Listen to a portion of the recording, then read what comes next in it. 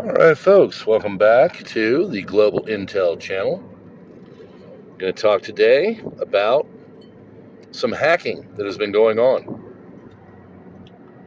So, there has been some pretty major hacks in the last week, with another one today. All done by, supposedly, China. Now, they, of course, say that the countries of concern that are doing the hacks and that we should be careful are your usual rabble of bad state actors: Venezuela, Iran, North Korea, Russia, and of course China. Well, it came out that a group called Salt Typhoon, starting in the early part of this month, and they're just starting to figure it out more and more, used a stolen key or something like that to go in and get information from United States telecoms. So there's AT&T, Verizon, and CenturyLink. And they didn't get the information of, all the people. They did get, a lot of large swaths of info, but the main things they focused on were the higher ups in these companies and getting large swaths of data on the people that are running the show. These are the people that are decision makers for our United States telecom, CEOs and such. They got geolocation data, so they knew exactly where these people were, and it doesn't sound like anything nefarious, but if you're a higher up CEO or person for a major telecommunications company like, say, Verizon, and they can geolocate you, well, they can do some pretty nasty stuff. They can do things like, bribing or blackmail or whatever. So they figure out that maybe one of these telecom guys is doing something bad. Not that our CEOs never do anything bad. And they use it to compromise them. Stuff like that. So there's a lot of nefarious things that can happen that could be a problem for not just the CEO, but also for the country in general. We don't want the people that are running major companies to have anything nefarious like this happen. We want China not to hack our people, essentially. And this is becoming a more and more frequent thing. So much so that today it came out that China had hacked into the workstations of the Treasury Department. So this is a place where Treasury employees are doing their everyday things. And again, it doesn't sound like much, but this is the Treasury. This is the people that make our money. It's the people that have a lot to do with our finance and everything else. So they could get some very sensitive information.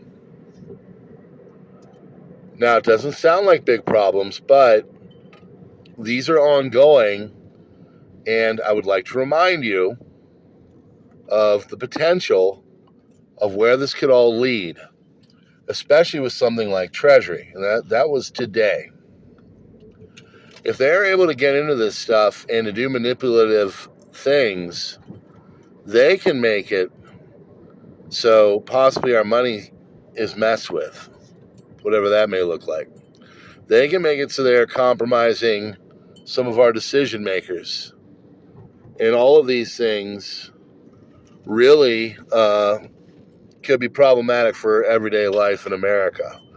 And also, they're just playing around. We remember the Solar Winds hack. This Salt Typhoon group is very good at what they do. There was a Russian attack of hacking on Italian airports and such and they really cause a lot of mayhem there.